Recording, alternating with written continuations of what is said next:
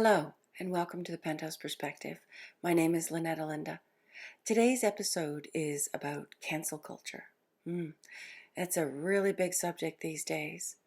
Cancel culture is really just a sophisticated way of saying, I don't have the skills, the wherewithal, the tools, the ability, the insight, or the awareness to deal with the information in front of me, so I'm just going to cancel it out altogether.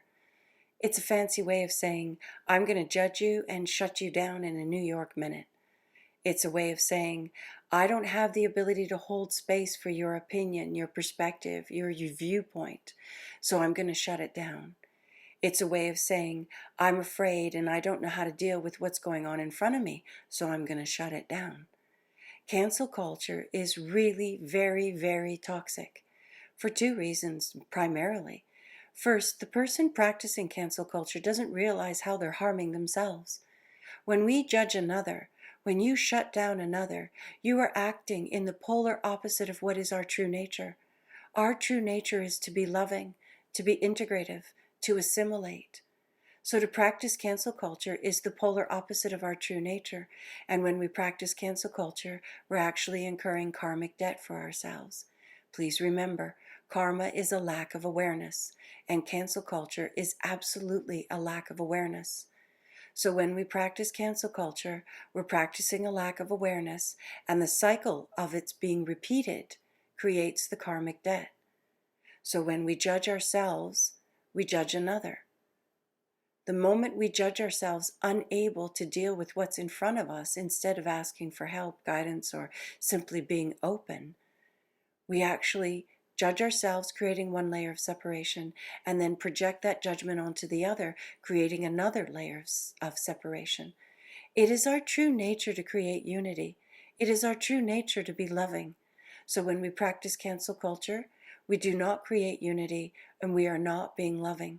And we're actually revealing to someone around us, to the people outside of us who have maturity, who have self-awareness, who have these tools. Somebody practicing cancel culture is very obvious and easy to see. And my heart goes out to those that are practicing cancel culture because they've canceled themselves. They don't know who they are. They are not embracing the truth of who and what they are, and therefore developing tools to expand and grow in their awareness. So practicing cancel culture is something that I would suggest that you stop at the very first moment that you can, because it is self-sabotage at the highest level. You're creating karmic debt for yourself. You're harming yourself, and you're creating separation from another. When a situation is challenging in any way and it presents itself to us, it is actually an opportunity to grow and to expand, to practice mastering energy and emotion, which is our purpose. It is our birthright to master energy and emotion. When we practice cancel culture, we are not doing that. And we are delaying for ourselves the inevitable of learning how to practice loving self-care, to practice integration through that loving self-care. We're delaying the inevitable, and we're incurring debt like interest in a bank account.